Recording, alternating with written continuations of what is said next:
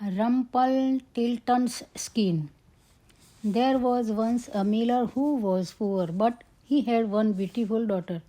It happened one day that he came to speak with the king and to give himself consequence. He told him that he had a daughter who could spin gold out of straw.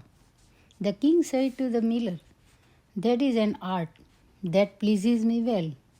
If your daughter is as clever as you say, bring her to my castle tomorrow, that I may put her to the proof."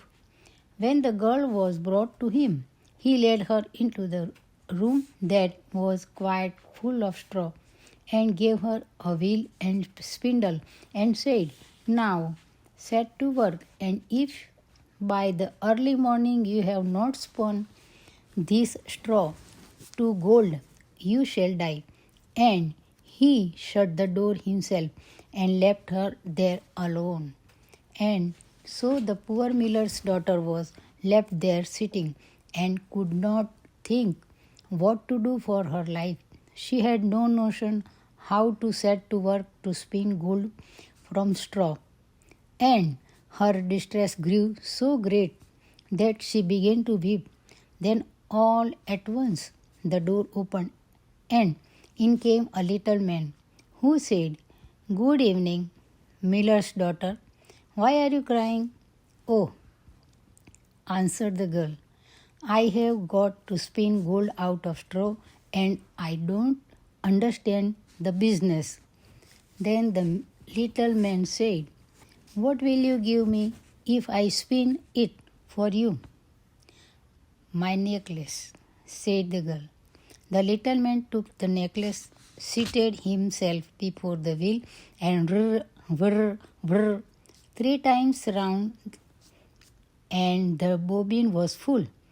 Then he took up another, and whir, whir, whir, 3 times round, and that was full. And so he went on till the morning, when all the straw had been spun, and all the bobbins were full of gold. At sunrise came the king, and when he saw the gold, he was astonished and very much rejoiced, for he was very avaricious. He had the miller's daughter taken into another room filled with straw much bigger than the last, and told her that as she valued her life, she must spin it all in one night. The girl did not know what to do, so she began to cry, and then the door opened, and the little man appeared and said, "What will you give me if I spin all this straw into gold?" "The ring from my finger," answered the girl.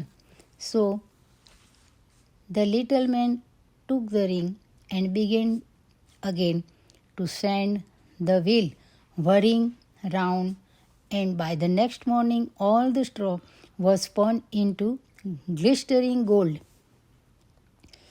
The king was rejoiced beyond measure at the sight, but as he could never have enough of gold, he had the miller's daughter taken into a still larger room full of straw, and said, "These too must be spun in one night, and if you accomplish it, you shall be my wife."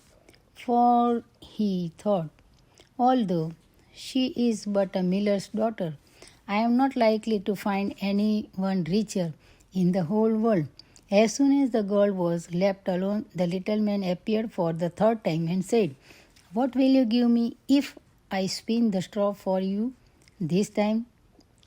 "I have nothing left to give," answered the girl. "Then you must promise me the first child you have after you are queen," said the little man. "But who knows whether that will happen?" thought the girl. But as she did not know what else to do in her necessity, she promised the little man what he desired, upon which he began to spin until all the straw was gold. And when in the morning the king came and found all done according to his wish, he caused the wedding to be held at once, and the miller's pretty daughter became a queen. In a year's time, she brought a fine child into the world and thought no more of the little man. But one day he came suddenly into her room and said, "Now give me what you promised me." The queen was terrified greatly and offered the little man all the riches of the kingdom of if he would only leave the child. But the little man said, "No, I would rather have something living than all the treasures of the world." Then the queen began to lament and to weep, so that the little man had pity upon her. "I will give you 3 days," said he, "and if at the end of that time you cannot tell me my name, you must give up the child to me." Then the queen spent the whole night in thinking over all the names that she had ever heard and sent a messenger through the lawn to ask far and wide for all the names and could be found. And when the little man came next day, beginning with Caspar, Macoir, Balthazar, she repeated all she knew and went through the whole list. But after each, the little man said, "That is not my name." The second day, the queen sent to inquire of all the neighbors what the servants were called, and told the little man all the most unusual and singular names, saying, "Perhaps you are roast ribs, or sheep shanks, or spindle shanks." But he answered nothing but, "That is not my name."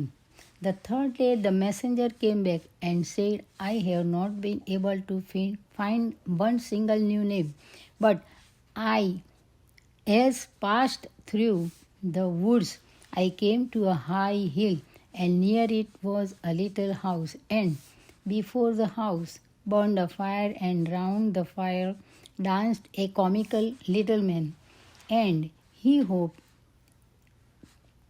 on one leg and cried, "Today do I bake, tomorrow I brew."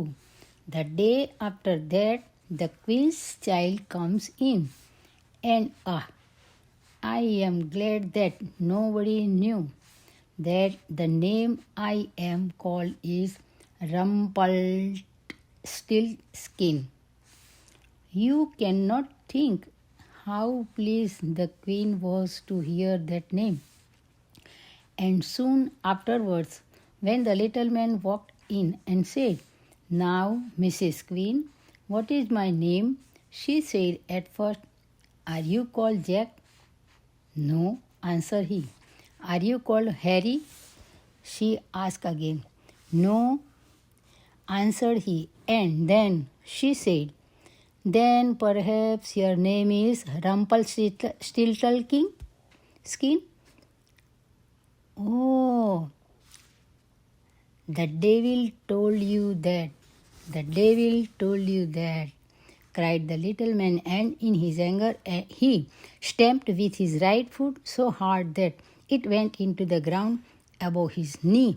Then he seized his left foot with both his hands in such a fury that he split out in two, and there was an end of him.